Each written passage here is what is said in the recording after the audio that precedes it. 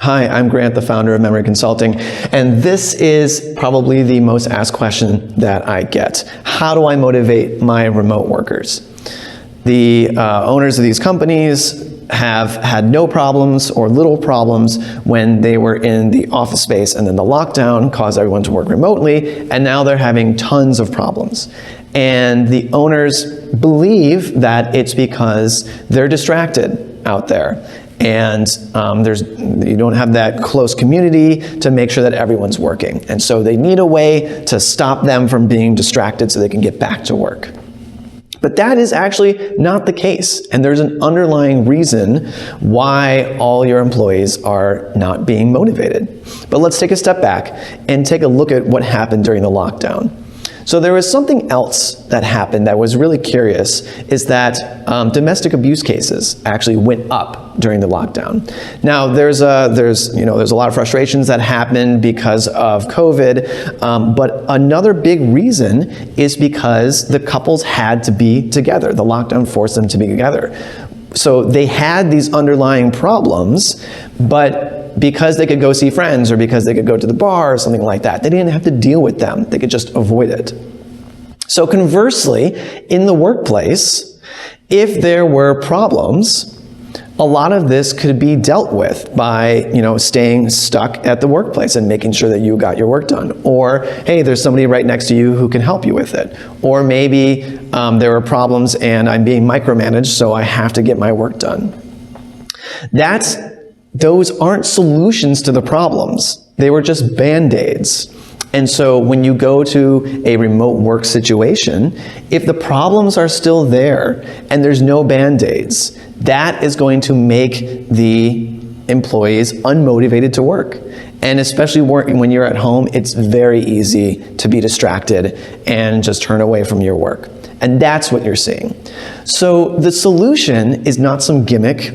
It's not some new thing that we need to find out how to not distract people at work. It's the same things that we've been finding out how to make employees feel more supported and listened to. That's all I ever hear from employees, is that if they can get their job done, they'll get it done.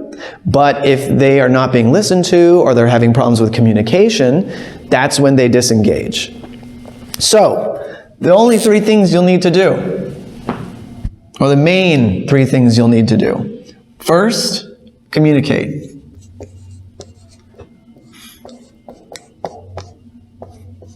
This means answer your emails promptly, or your texts promptly. Communicate your expectations about what they're supposed to do.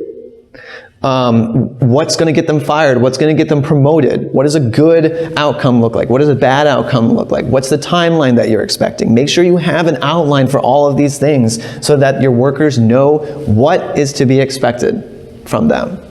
Then, when employees come to you with problems, you listen to them. And you don't just listen and say, yeah, okay, see you later. You want to mirror their problems.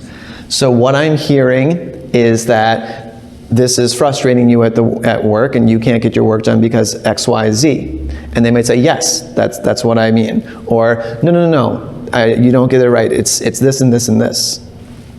Then ask them for a solution.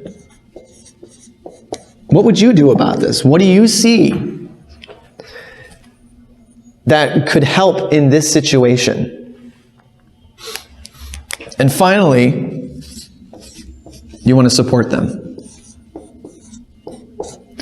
Don't just listen and ask for a solution and say, okay, see you later. You want to actually give them the tools they need.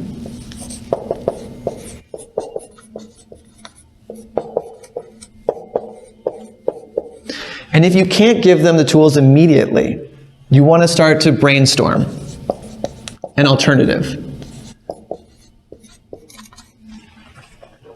And if you know you can't give them the solution, or you don't have enough money or time or the resources to do so, clearly state why.